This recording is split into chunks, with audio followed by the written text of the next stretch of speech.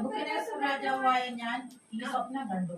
എന്നാൽ ബെൽശസ്സറേ, എന്റെ രാജ്യത്തിലെ വിദ്വാൻമാർക്ക് ആർക്കും അതിന്റെ അർത്ഥം അറിയിപ്പാൻ കഴിയായതുകൊണ്ട് നീ അതിന്റെ അർത്ഥം അറിയിച്ചു തരണം. വിശുദ്ധ ദേവന്മാരുടെ ആത്മാവ് നിന്നിലുള്ളത് കൊണ്ട് നീ അതിനെ പ്രാപ്തനാക്കണം. പിതാവ് കണ്ട സ്വപ്നത്തെ നിവർത്തിക്കുവാൻ, അതിന്റെ അർത്ഥത്തെ മനസ്സിലാക്കുവാൻ അവൻ ദാനിയേൽ എന്ന ഭക്തനെ തിരിച്ചറിഞ്ഞ അപ്പൻ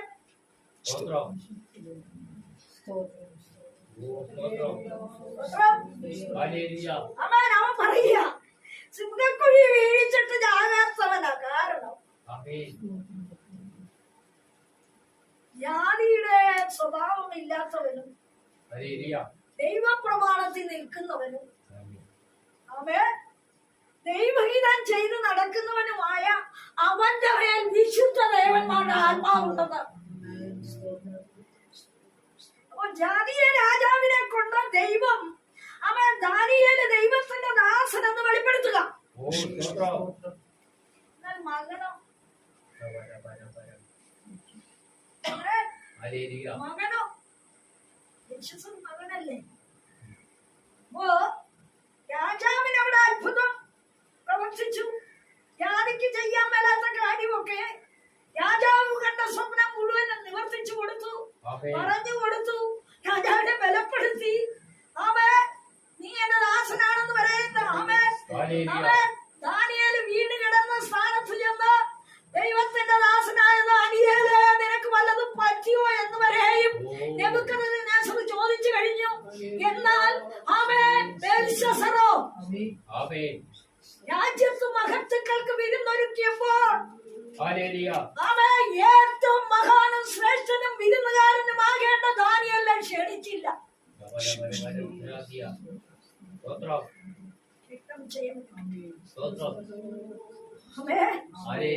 മഹത്തുക്കളാരാ?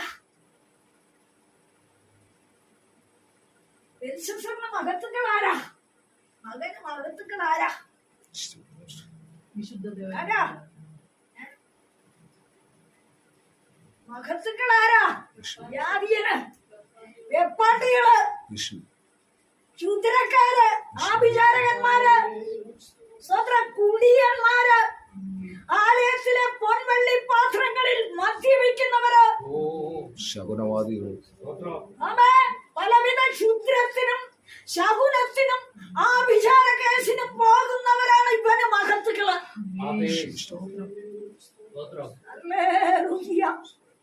പകലിലൊന്ന് തിരിഞ്ഞ് ചിന്തിക്കുക. ദേശത്ത് വമ്പന്മാരെന്ന് സമീപിച്ചുകൊണ്ട്, വമ്പന്മാരെന്ന് കാണിച്ചുകൊണ്ട് വൻപിച്ച പ്രകടന പത്രിക തയ്യാറാക്കുന്നവരുടെ മുമ്പില് എളിയവരെ മറന്നു കളയാതെ നീ ദൈവത്തെ ഭയപ്പെട്ട യുദ്ധം ചെയ്യപ്പെടുക്കട്ടെ. യേശുവിന്റെ നാമത്തിൽ ചെയ്യപ്പെടുകയാണ്. ദൈവത്തെ ഭയപ്പെട്ട ഭക്തന് വിടുതൽ അവിടെ കൊടുക്കുമ്പോൾ മകനോ ഒരെഴുത്ത് ചുവരിൽ എന്ത്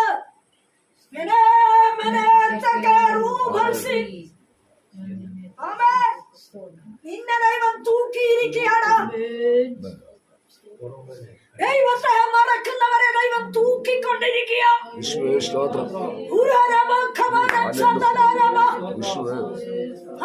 ദൈവിക സത്യത്തെ വെല്ലുവിളിയോടെ കാണുന്ന ചിലര്, ദൈവ സാന്നിധ്യത്തെ ആട്ടിക്കളയുന്ന ചിലര്, ദൈവത്തിന്റെ വിടുതല ചോദ്യം ചെയ്യുന്ന ചിലര്,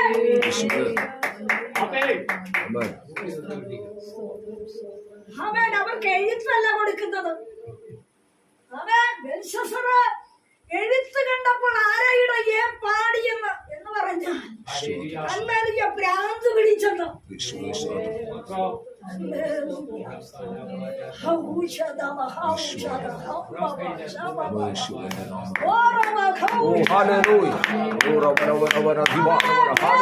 ചില വമ്പന്മാർക്ക് ഉറപ്പില്ലാതെ ആടി നിൽക്കുമ്പോൾ ദൈവത്തിന്റെ പൈതല് നിന്റെ കുടുംബത്തെ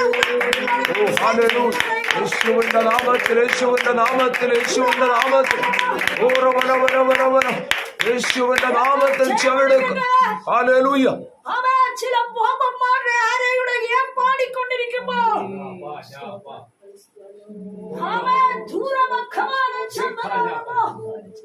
ഏറ്റവും ക്ഷയമെടുക്കട്ടെ. ദൈവത്തെ ഭയപ്പെട്ട ഭക്തനെ അവിടേക്ക് ക്ഷണമില്ല.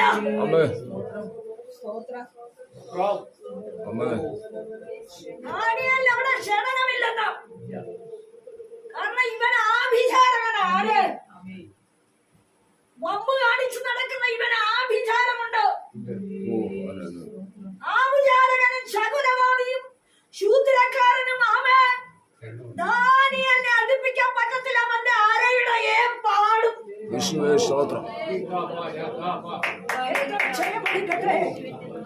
ഏറ്റവും ക്ഷയമടിക്കട്ടെ. ഭക്തനാരെന്ന് വെളിപ്പെടുത്തുവാൻ നിന്റെ കുടുംബത്തിൽ നീ ആരെന്ന് വെളിപ്പെടുവാൻ സമയമായി.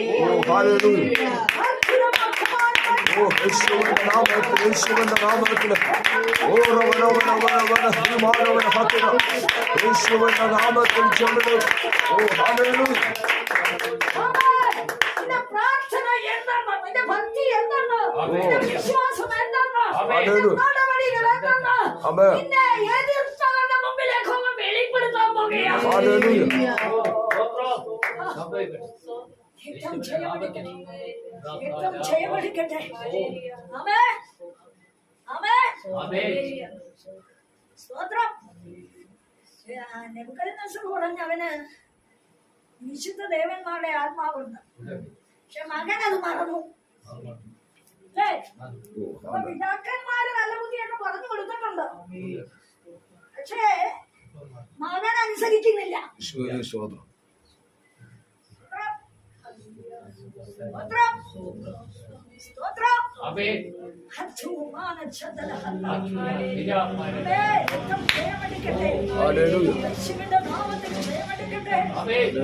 മകനെ അനക്കാൻ ദൈവത്തിന് പദ്ധതിയാണ്.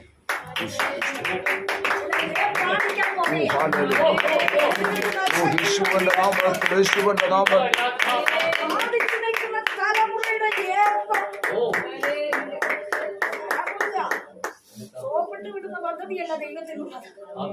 അവയെ ചിലരെ കറകളെ ഞെക്കും അഴുക്ക് പോകാൻ.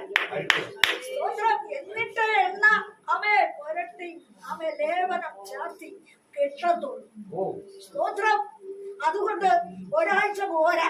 ചോദിച്ചു വരുന്നവരുടെ മുമ്പില് എതിരിടുന്ന ഭർത്താവ് ഉണ്ടെങ്കിൽ 7 ആഴ്ച ഇവിടെ വന്നേ മതിയാവും. ഭവനത്തിൽ ചില പ്രക്രിയ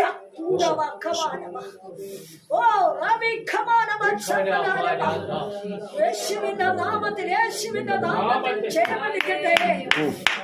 വൻപിച്ച ദുർഘടങ്ങൾ വരുന്നതിന് മുമ്പ്, അന്ധകാരം പർവ്വതത്തിൽ കാൽ തട്ടി ഇടറുന്നതിന് മുമ്പ് യഹോവയ്ക്ക് മഹത്വം കൊടുക്കണം. യേശുവിന്റെ നാമത്തിൽ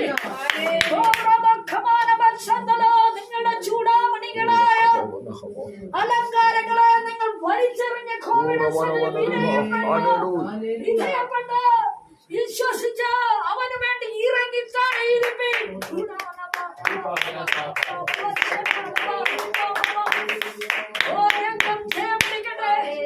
യേശുവിന്റെ നാമത്തിൽ ക്ഷയമെടുക്കട്ടെ.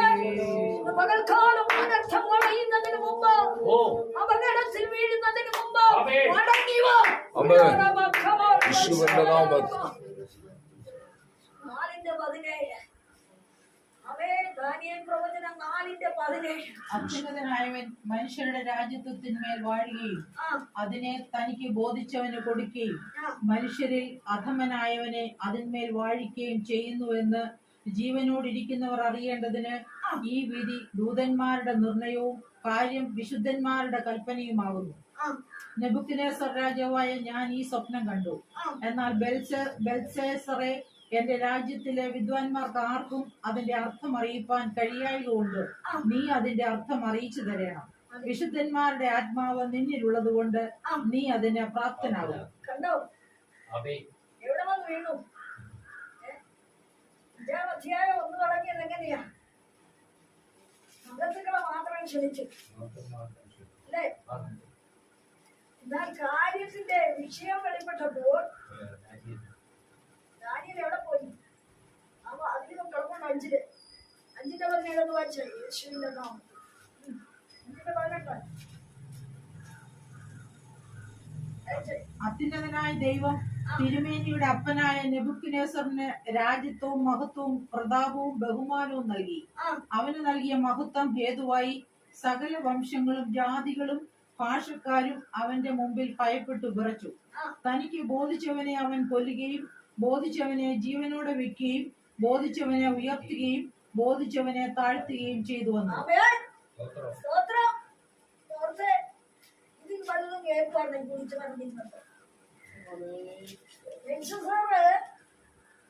മദ്യപാനത്തിൽ സൂചിച്ചപ്പോ ഇതുമെല്ലാം കേൾക്കുവേ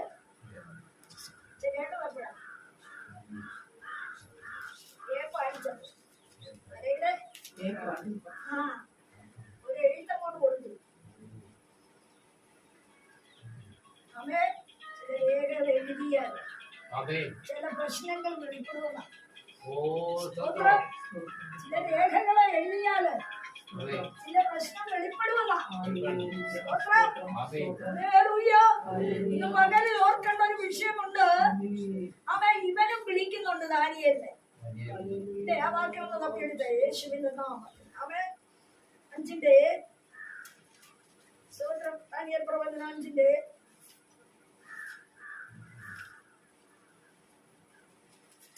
വായിക്കണേ. എഴുതിയിരിക്കുന്ന എഴുത്തോ മേനെ മേനെ തെക്കേ ലുപ്പർസി. അതൊക്കെ കഴിഞ്ഞു.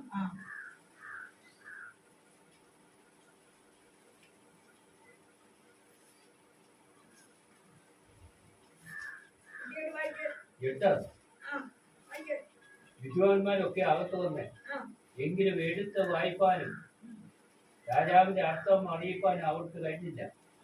അപ്പോൾ ബെൽഷസ്സർ രാജാവ് അത്യന്തം വ്യാകുലപ്പെട്ടു. മുമ്പോട്ട് പോട്ടെ. ഇവിടെ 4-ന്റെ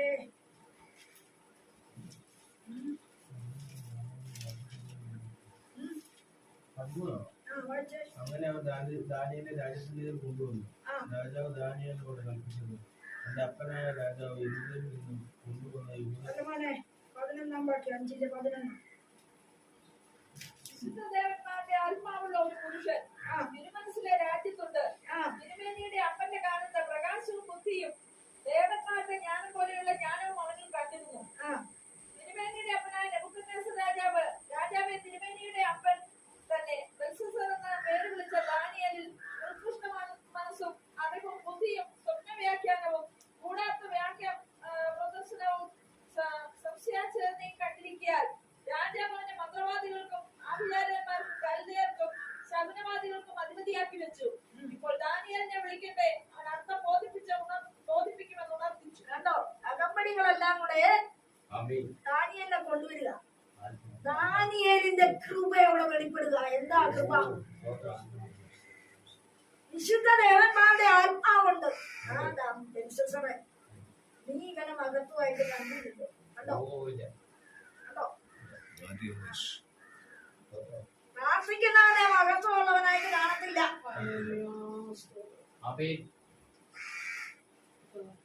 പക്ഷെ അവനിൽ എന്തെല്ലാം ഉണ്ടെന്ന് അവിടെ എഴുതി വെച്ചിരിക്കുന്നു. ആ മനസ്സിന് എന്തുണ്ട്? ഉത്കൃഷ്ടത എന്ന് പറഞ്ഞാൽ എന്താ? ആ ഒറ്റ വാക്കിൽ നിന്നും മണിക്കൂറുകൾ ശുശ്രൂഷിക്കാവുന്ന വാക്യമുണ്ട്. ഉത്കൃഷ്ട മനസ്സ്.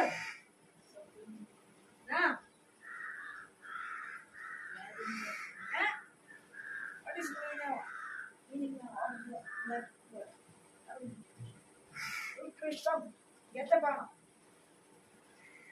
കഷ്ടപ്പാണ്.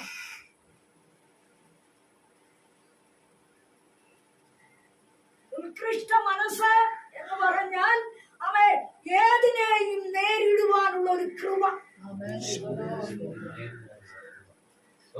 അവൻ ഉത്കൃഷ്ട മനസ്സ്. ഒന്നത്, 2 അറിവ്. എന്തിനെ കുറിച്ച് അറിവ്?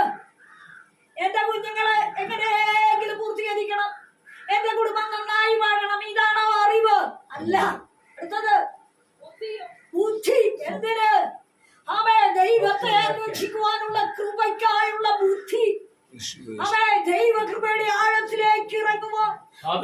മുതൽ അസ്തമയം വരെ ഭൂമിയിലേക്ക് കുനിഞ്ഞു നോക്കുന്ന ദൈവം ബുദ്ധിമാനുണ്ടോ എന്ന് കാണാൻ ഹല്ലേലൂയ. അപ്പോൾ ബുദ്ധിയോടെ പ്രകാശിക്കണം. ദൈവത്തെ അന്വേഷിക്കുന്ന കൂട്ടത്തില് അടുത്തത് സ്വപ്ന വ്യാഖ്യാനം. ആനയും ചേമ്പും ചേനയും ചെറുത്താനും കടന്നു വരുന്ന സ്വപ്നമല്ല. പിന്നെയോ അടുത്ത സ്റ്റെപ്പ് നീ എന്ത് ചെയ്യണം, അടുത്ത വാക്ക് നീ എന്ത് പറയണം, അടുത്ത നിന്റെ ചുവടുവയ്പ് എവിടെയായിരിക്കണം, എന്താണ് ഞാൻ ഇനി അടുത്ത ദിവസം ചെയ്യേണ്ടതെന്നുള്ള ആലോചന തിളയ്ക്കുന്ന മനസ്സ്.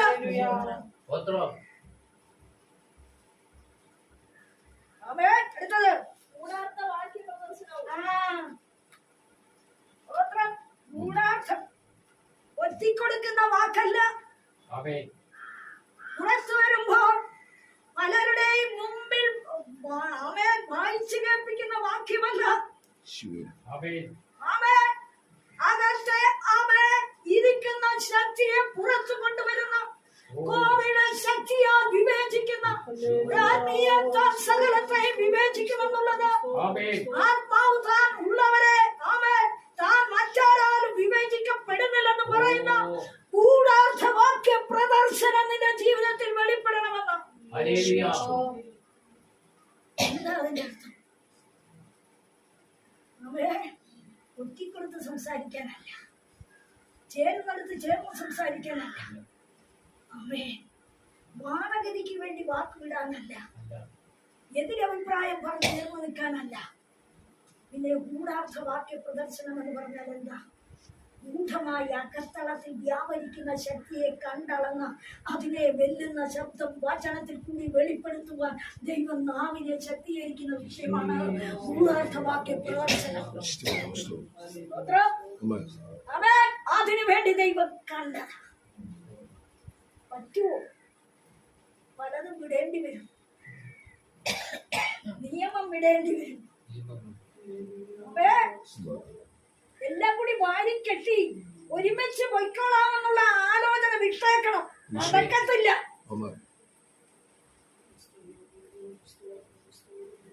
ചിലരുണ്ട് തലമുറയുടെ കാര്യമൊക്കെ കഴിഞ്ഞിട്ട് കല്യാണമൊക്കെ നടന്നിട്ട് ഒത്തെങ്കിൽ ഞങ്ങൾ വിശ്വാസത്തിൽ വരാം. ദൈവത്തിന് തന്നെ വേണ്ടെങ്കിലും അല്ലേ?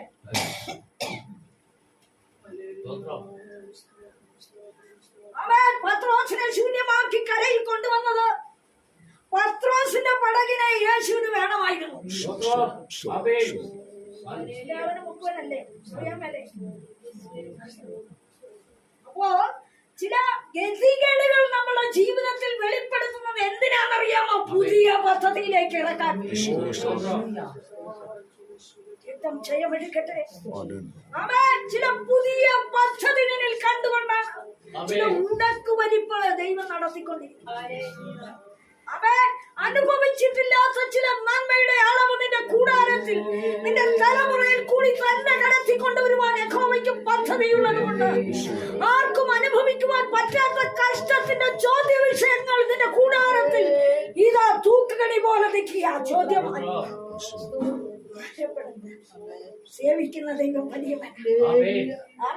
അടിച്ചിട്ട് കളയുവാൻ, അധോഗതിയിൽ പെടുത്തുവാൻ, അടിമയാക്കുവാൻ പോരാടിയ ശക്തിയുടെ നടുവില് യഹോവയ്ക്ക് പുതിയ പദ്ധതിയിൽ നിന്നെ സ്റ്റെപ്പ് വെപ്പിക്കുവാനുണ്ട്. അതിന് നിന്റെ തലമുറയ്ക്ക് ചില തടസ്സം വെളിപ്പെടുത്തുക. ചോദ്യശരങ്ങളുമായി നിന്റെ ഇരുവശത്തും ശത്രു എഴുന്നേറ്റ് നിൽക്കുക. ഈ ദിവസങ്ങൾ നീ ഉണരേണ്ടത് ആവശ്യമെന്ന കൂടിയാൽ അറിയിക്കും.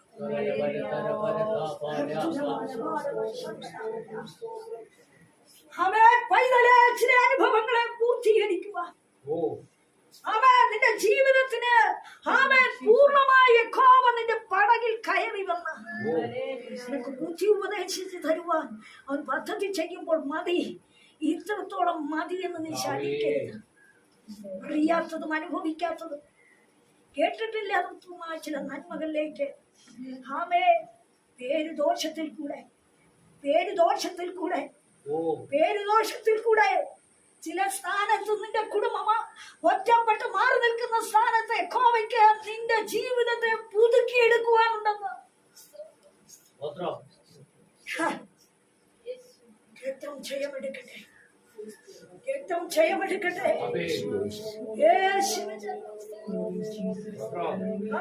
നാളുകൾ കേട്ട പരിഹാസം നാളുകൾ കേട്ട നിന്ന ആമേൻ നാളുകൾ അനുഭവിച്ച കഷ്ടം ആമേ സഹോദരവർഗം ദേശക്കാര് ചുറ്റുപാടുകാരുടെ നടുവില് പരിഹാസം ആമേൻ സമ്മനഹേതു ശാപവാക്യം ആമേൻ ആയി മാറിയ കുടുംബത്തെ യഹോവയ്ക്ക് പുതുതായി പണിതുറപ്പിക്കുവാനുണ്ടെന്നും ആ തലമുറയെ ഉന്നതികളിൽ വാഹനമേറ്റി ഓടിക്കുവാനുണ്ടെന്നും പകൽക്കാല കുമടിയാത്മാവ് ആമേൻ അതിനായി നീ ഉണർന്നുകൊള്ളണമെന്ന് കുമടിയാണ് സ്തോത്രം ആമേ സായിയായ ഒരു അനുഭവം പൂർണ്ണതയും നിന്റെ മടിയിൽ വരണമെങ്കിൽ നീ പിടികൊടുത്ത് പൂർണ്ണമായി ഇറങ്ങി വന്ന് അവനായി കാത്തിരിക്കേണ്ടതുണ്ട് ബിരുദ് പ്രാപിപ്പിക്കയില്ലെന്ന് വാദിക്കുന്ന ശത്രുക്കളുടെ നടുവിൽ ആമേ നീ ബിരുദ് പ്രാപിക്കുകയും ആമേ നീ ഉയർത്തെഴുന്നേൽക്കുകയും ചെയ്യുമെന്ന് കുമടിയാത്മാവ് അറിയിക്കട്ടെ ഏറ്റവും ജയം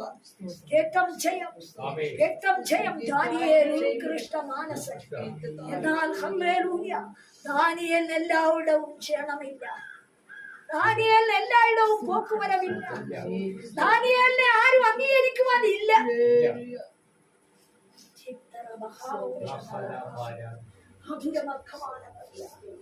ഓ രക്തം ജയമെടുക്കട്ടെ രക്തം ജയമെടുക്കട്ടെ ആമേൻ അവൻ മഹാനാണ് അവൻ മാന്യനാണ് കൂടാത്ത വാക്യ പ്രദർശനമുള്ളവനാണ് അവൻ ഉത്കൃഷ്ട മാനസനാണ് അവൻ അറിവുള്ളവനാണ് അവന് ജ്ഞാനമുണ്ട് ഭക്തിയുണ്ട് കോവിൽ ദർശനം കാണുന്നവനാണ് വരുവാനുള്ള കാലത്തെ വിവേചിക്കുന്നവനാണ്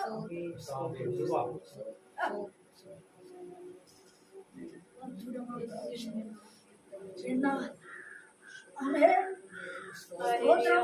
പ്രവചനം 14 അധ്യായം 5 വാക്യമാക്കി ദൈവം നിങ്ങൾക്ക് എല്ലാവർക്കും വിളങ്ങുക. എന്താ 14 അധ്യായം അതിന്റെ സ്തോത്രം 30 മുകളിലുള്ള വാക്യം 2 വാക്യം വായിച്ചു. ആഹാസ് രാജാവ് മരിച്ചാണ്ടി ഇത്രയും വേണ്ട ആരോട്ടിറങ്ങി നിന്നെ അടിച്ചവന്റെ വടി ഒടിഞ്ഞിരിക്കൊണ്ട് നീ സന്തോഷിക്കണ്ട. സർപ്പത്തിന്റെ വേരിൽ നിന്ന് ഒരു അണലി പുറപ്പെടും. സ്തോത്രം മതി. അത് കഴിഞ്ഞ് 2 വാക്യം കൂടെ വായിക്കണം. അതിന്റെ ഫലം പറക്കുന്ന അഗ്നിസർപ്പമായിരിക്കും. എളിയവരുടെ ആദ്യജാതന്മാർ അതാണ് വിഷയം. എളിയവരുടെ ആദ്യജാതന്മാർ എവിടെ മേയും എവിടെ മേയും അവേ ചിലരെ അടിച്ച് ദൈവം ഓടിച്ച് താഴെ കളയുമെന്ന് ആദ്യജാതൻ മേയും കേട്ടോ. സ്തോത്രം. ചില ആദ്യജാതന്മാരെ മേയാൻ പോവുകയാ. എവിടെയാ വടിയൊടിഞ്ഞത്? ആരുടെയാ? വായിച്ചാവാക്യം വടിയൊടിഞ്ഞത്. നിന്നെ അടിച്ചവന്റെ വടി നിന്നെ ഒടിഞ്ഞിരിക്കുന്നുണ്ട്. അടിച്ചത് ആരൊക്കെയാ? നിനക്കറിയാം. നിന്നെ അടിച്ചത് ആരൊക്കെയാ? അറിയാം അല്ലേ? നിന്നെ പീഡിപ്പിച്ചുകൊണ്ടിരിക്കുന്ന ആരൊക്കെയാ? അറിയാം അല്ലേ? നിന്നെ നന്മ മുടക്കിക്കൊണ്ടിരിക്കുന്ന ആരൊക്കെയാ? ദൈവത്തിനറിയാം. അമ്മേ നിന്നെ സന്തോഷം കെടുത്തിക്കൊണ്ടിരിക്കുന്ന ആരാ? ദൈവത്തിനറിയാം. എന്നാൽ അവരുടെ വടി ദൈവം ഒടിക്കാൻ പോവുകയാണ്.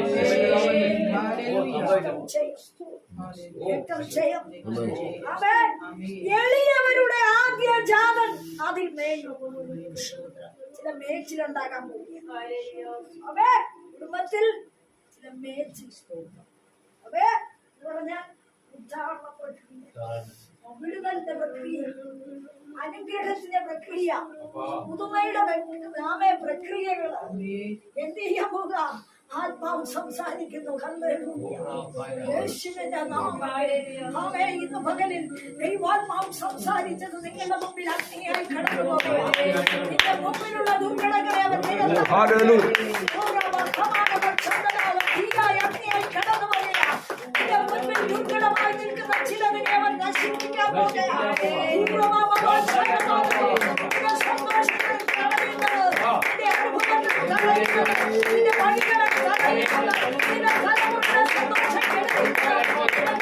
ഹല്ലേലൂയ.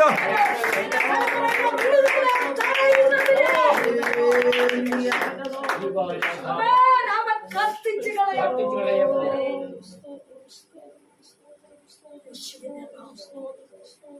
എളിയവരുടെ ആദ്യ ജാതന്മാരെയും 3 വാക്യത്തിന് ശേഷം ഒരു വാക്യം കൂടെ വായിച്ചു.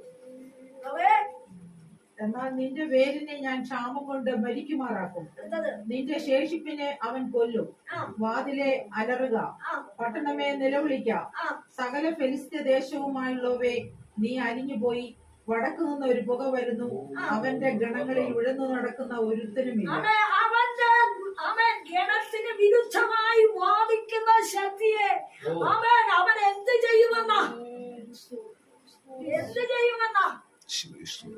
അവനെ ആശ്രയിക്കുന്ന തന്റെ ജനം, തന്റെ ഗണം ആരും ഉഴന്നു പോകത്തില്ല. തലമുറ രക്ഷപ്പെടും. എളിയവരുടെ തലമുറ രക്ഷപ്പെടും. എന്നാൽ ചില പറയുന്ന ചില ദുർഘടമുണ്ട്. പേരിനെ നിന്നെ പീഡിപ്പിച്ചവന്റെ പേരിനെ അവൻ തലമുറയെ തടഞ്ഞവരുടെ പേരിനെ ദൈവം അവരെ ക്ഷാമം കൊണ്ട് മരിക്കുമാറാക്കും.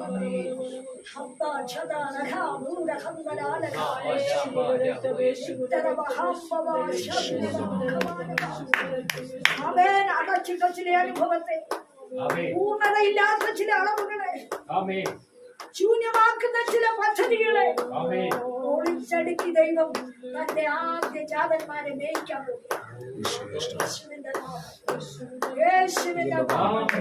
അതുകൊണ്ട് ദൈവം പറയുക, അവൻ വാതിലുകളെ അലറുക.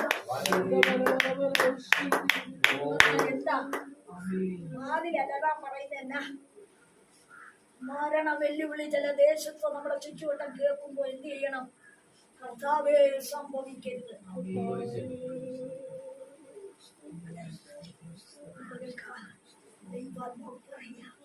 നിനക്ക് വരാനുള്ളത് അയലത്ത് കൊടുക്കും. അവിടെ എന്ത് സംഭവിക്കും? പേരിനെ ക്ഷാമം കൊണ്ട് നശിക്കും. നിന്റെ പേരിനെ അവൻ പണിയും. അവർ മേയും. അവർ നന്മ അനുഭവിക്കും. അവർ വിടുതൽ അനുഭവിക്കും. അവർ ശൂന്യതയിൽ നിന്ന് രക്ഷപ്പെടും. അവർക്കായി വഴി ഒരുക്കപ്പെടും. ഒരു പൂർണ്ണ അളവിലേക്ക് നടന്നെടുക്കുമെന്ന് പരിശുദ്ധാത്മാവ് ഇന്ന് പറയുന്നു.